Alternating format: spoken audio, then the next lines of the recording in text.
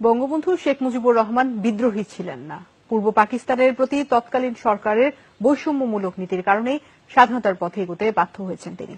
চমকপ্রদ এই মন্তব্য করেছেন সাবেক পাক প্রধানমন্ত্রী নওয়াজ শরীফ। পাঞ্জাব হাউসের সংবাদ সম্মেলনে তিনি বলেন, ৭১-এ গণহত্যার জন্য দায়ী সেনাদের বিচার না করায় বারবার সামরিক শাসনের কবলে পড়েছে পাকিস্তান।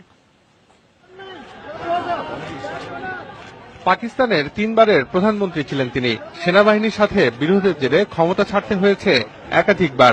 সর্বশেষ দুর্নীতির মামলায় আদালতের নির্দেশে পদ ছেড়েছেন। সে মামলার বিষয়ে মঙ্গলবার পাঞ্জাব হাউসে সংবাদ সম্মেলন ডাকেন নওয়াজ। তবে প্রসঙ্গের সূত্র ধরে কথা বলেন সামরিক সরকারের অপশাসন ও পাকিস্তানের ভেঙে যাওয়া নিয়ে। নওয়াজ দাবি করেন ১৯৪৭ সালে পাকিস্তান সৃষ্টিতে গুরুত্বপূর্ণ অবদান ছিল বাঙালিদের, কিন্তু শুরু থেকেই তারা বঞ্চিত। দীর্ঘ সেনা শাসন আমলে বঞ্চনার ফলেই স্বাধীনতার পথে ধাবিত হয় পূর্ব পাকিস্তান। পাকিস্তান গঠনের সংগ্রামে বাঙালিদের গুরুত্বপূর্ণ ভূমিকা ছিল। এই যে মুসলিম লীগ, দলটির জন্মও তো ঢাকায়, কিন্তু তাদের আমরা ধরে রাখতে পারিনি, কারণ স্বাধীনতার পর সরকারগুলো পূর্ব পাকিস্তানকে অবহেলা করেছে। শেখ মুজিবুর রহমান কোন বিদ্রোহী নেতা ছিলেন না বলেও মন্তব্য করেন নওয়াজ।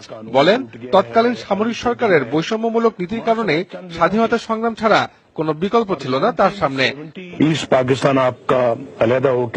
শেখ মুজিব পাকিস্তান থেকে আলাদা হবার আন্দোলনের নেতৃত্ব দিয়েছিলেন সত্যি, কিন্তু তাকে বিদ্রোহী নেতা বলা ঠিক নয়, কারণ তিনি যা করেছেন তার জনগণের স্বার্থেই করেছেন।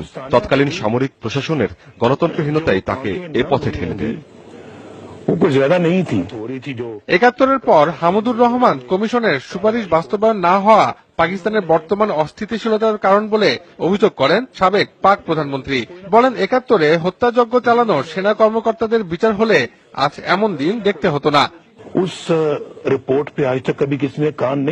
হামিদুর রহমান কমিশনের রিপোর্ট কোন সরকারি আমলে নেয়নি, এমনকি পড়েও দেখেনি।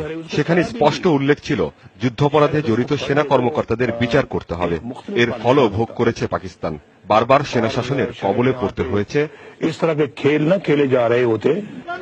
গেল বছরের জুলাইয়ে পানামা পেপারস কেলেঙ্কারিতে নাম আসায় নওয়াজ শরীফকে প্রধানমন্ত্রীর পদে অযোগ্য ঘোষণা করে পাক সুপ্রিম কোর্ট। এখনো তার বিরুদ্ধে দুর্নীতির ওই মামলা চলছে। লতিফুল বারী, যমুনা নিউজ।